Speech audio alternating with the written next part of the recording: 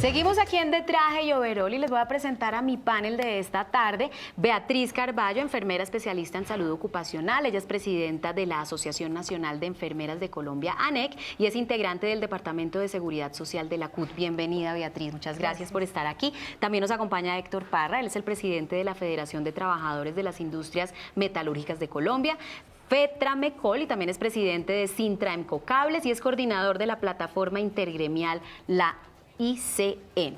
También nos acompaña Iván Jaramillo, él es abogado especialista en Derecho Laboral, investigador del Observatorio Laboral de la Universidad del Rosario. Bienvenidos, gracias por aceptar esta invitación de Traje y Overol.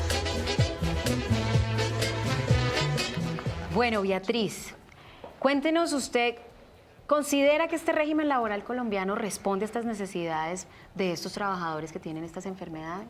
Este tema, sobre todo para el diagnóstico, la prevención de estas enfermedades profesionales o asociadas al trabajo, tiene que ser un compromiso colectivo. Colectivo desde el sistema de salud, que es quien atiende directamente una persona que tiene una dolencia, una enfermedad. Y ese médico que lo atiende, la pregunta más importante que debiera hacerle es ¿en qué trabaja? Claro. Porque esto le asocia directamente esta patología, esta dolencia, con su situación de trabajo. ¿Cuál es su actividad diaria, no? Exactamente. Una persona puede estar 20, 30, 40 años asociada a una o varias actividades que le pueden generar enfermedades profesionales. O sea que el sistema de salud que se ha reformado en estos últimos 10 años cerca de 5 o 6 veces con ley estatutaria, con ley ordinaria, con muchas leyes, en ningún momento aclara cómo se diagnostica precozmente o en una etapa tardía una enfermedad profesional. Entonces no hay un diagnóstico realmente, no se buscan estas enfermedades profesionales. El segundo tema que yo quisiera señalar es que lógicamente así la Dirección de Riesgos Laborales esté bajo la tutela del Ministerio de Trabajo y Seguridad Social. Este no es un tema, el tema de las enfermedades profesionales no es un tema que estas dependencias reivindiquen en el momento de hacer las reformas a la salud. Ese tema parece que fuera un tema oculto, un tema que no es posible enfrentarlo, porque allí se generarían una gran cantidad de diagnósticos, unos tempranos, otros tardíos, y esto generaría, en términos generales, mayores erogaciones de las aseguradoras. Muy bien, muchísimas gracias, Beatriz. Bueno, Héctor, desde su experiencia laboral, ¿cómo se ha dado este tratamiento a estas enfermedades? Bueno, creo que tratamiento no ha habido, ni de parte del Estado, ni de parte de los empleadores. O sea, en ningún momento ha habido un tratamiento a esta problemática, ¿sí? Porque eso es una problemática a nivel nacional. Podríamos decir que a nivel mundial, pero pues en otros países es otro el tratamiento que se le da. Creo que somos más humanos. Aquí el tratamiento es la discriminación y el aislamiento de los trabajadores enfermos. O sea, aquí un trabajador enfermo que le decreten una enfermedad profesional o así sea una enfermedad común, delicada, se habla de que por medio de la ARL y la EPS, Medicina Laboral, se debe reubicar y se le deben dar las condiciones para que pueda seguir produciendo. Eso no se da. No se da porque, en primer lugar, las empresas no están preparadas para esto. Y en segundo lugar, ya los trabajadores enfermos somos un estorbo para las empresas. Y el Estado apoya estas políticas de los empresarios. ¿De qué forma los apoya? Pues creando leyes, que en esas está el ministro de Trabajo en este momento, está con un borrador para normatizar y poder despedir trabajadores enfermos. No es que ahorita estemos protegidos, no, porque es que eso en el 90 nos quitaron la protección. Se ha tratado de mantener la protección, pero con unas normatividades que difícilmente las podríamos cumplir, y es una pelea. O sea, es una pelea para defender la salud. Héctor, usted se ha incluido, ¿usted padece de alguna enfermedad laboral? Sí, ¿Cómo la han tratado? Yo en este momento padezco de síndrome de manguito rotador. Estoy en recuperación. Dolorosísimo. Dolorosísimo. Es la segunda cirugía que tengo, estoy en recuperación. Y ¿cuál es su actividad? Mi actividad es metalmecánica, es trefilero. Yo soy trefilero, tengo que adelgazar y estirar alambre, ¿sí? Entonces un movimiento repetitivo a toda hora envolviendo manualmente. ¿sí? Porque mecánicamente las empresas no hacen la adecuación de puestos de trabajo que se requieren para evitar, o sea, no hay prevención, no hay adecuaciones de puestos de trabajo ni de maquinaria para prevenir esto. Entonces, yo soy un problema para la empresa, aparte de ser directivo sindical, claro.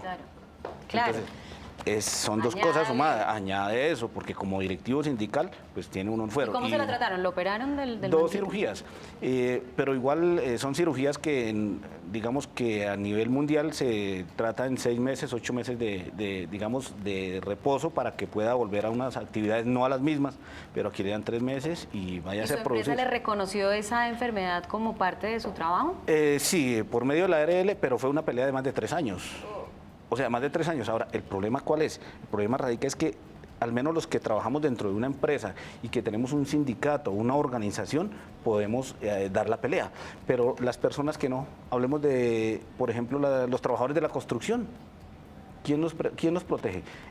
Las señoras que hacen el aseo en todas las partes, estas empresas tercerizadoras, que es una explotación hacia las mujeres. ¿Quién las protege a ellas? Ellas tienen problemas del túnel, del síndrome de manguito rotado y cualquier cantidad de enfermedades. Pero las empresas aprovechan eso, digamos que explotan eso porque son en una gran mayoría, yo creo que en un 80-90% las trabajadoras son madres cabezas de hogar.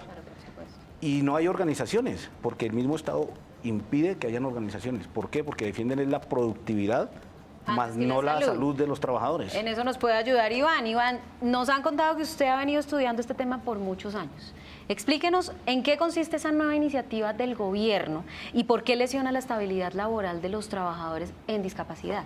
Bien, Diana, actualmente los trabajadores con discapacidad tienen un esquema de intervención normativa según el cual no es posible el despido sin una calificación previa de una autoridad administrativa que es un inspector del trabajo.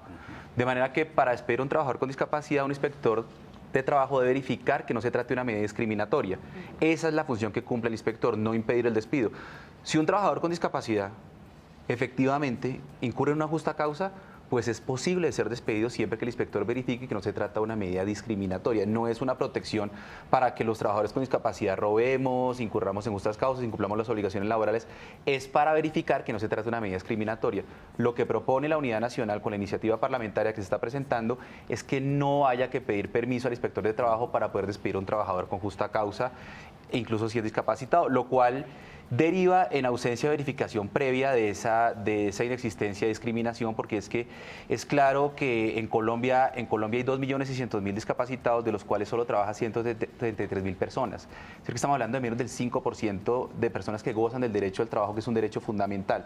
Los discapacitados no necesitamos que se reforme el fuero, necesitamos que se reformen el sistema de intervención normativa al interior de las empresas, porque yo soy discapacitado en la medida en que no haya ajustes razonables, en las medidas en que no se levanten las barreras comunicativas, actitudinales y físicas que me impiden acceder a determinados servicios y bienes. Entonces, un discapacitado es un discapacitado en la medida en que no hay un ascensor al interior de la empresa. Un discapacitado es un discapacitado en la medida en que no hay un parqueadero apto para él. Un discapacitado es un discapacitado en la medida en que no hayan relieves para los invidentes poder evidenciar hacia dónde se dirigen.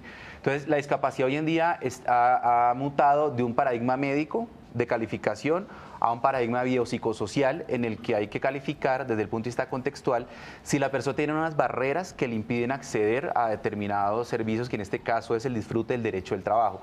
Entonces, los discapacitados necesitamos esa protección no porque queramos incurrir en justas causas y que tengamos una protección excesiva, sino para que haya una autoridad que verifique. Es que ese es el problema de enfoque.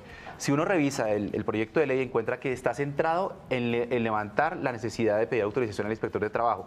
Y los ajustes razonables está bien al final, bien poco focalizado. O sea que esa iniciativa del gobierno les va a quitar absolutamente todos esos derechos. ¿Cómo funciona? Lo que se propone es que a un trabajador, por encima de que esté discapacitado, pueda ser despedido sin previa calificación de un inspector de trabajo. O sea, yo me enfermé, no importa, se fue. Se puede despedir, porque es que en Colombia el despido es libre. En Colombia hay un principio de estabilidad bien relativo, porque en Colombia a uno lo pueden despedir sin ningún tipo de calificación judicial ni administrativa a cambio de una indemnización. ¿Y podemos pelear eso desde la parte legal, usted como abogado? Hasta ahora es un proyecto de ley y estamos tratando de buscar hacer énfasis en que lo que hay que enfocar es el tema de ajustes razonables, sino el tema de levantar la calificación previa administrativa para descartar las medidas discriminatorias derivadas de esa facultad patronal de despido. Bueno, al parecer podemos tener unas acciones.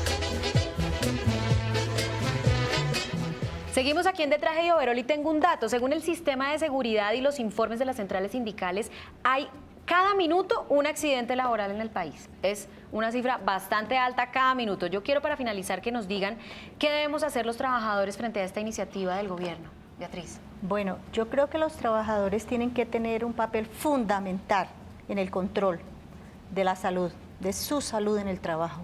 Y esto lo tienen que reforzar las centrales sindicales, los mismos sindicatos de cada empresa, para reivindicar este derecho. Muy bien, Beatriz, gracias por acompañarnos hoy, Héctor. Gracias, mire, o sea, ya Beatriz lo acabó de decir, hay un trabajo y en varios sectores. Uno es el trabajo legal, como el que el compañero, el doctor nos va a colaborar. El otro es el de nosotros, los trabajadores, los sindicatos. Yo de las centrales no confiaría mucho, porque ellos no han hecho hasta ahora nada, las centrales tampoco han hecho nada. Los sindicatos y los trabajadores tenemos que movilizarnos, que es un apoyo a los otros trabajos legales que se tienen que hacer. Entonces, para todos los trabajadores colombianos es movilizarnos en contra de esto, es nuestra herramienta, movilizarnos. Y la otra es la parte legal. Perfecto, Correcto. la movilización. Iván.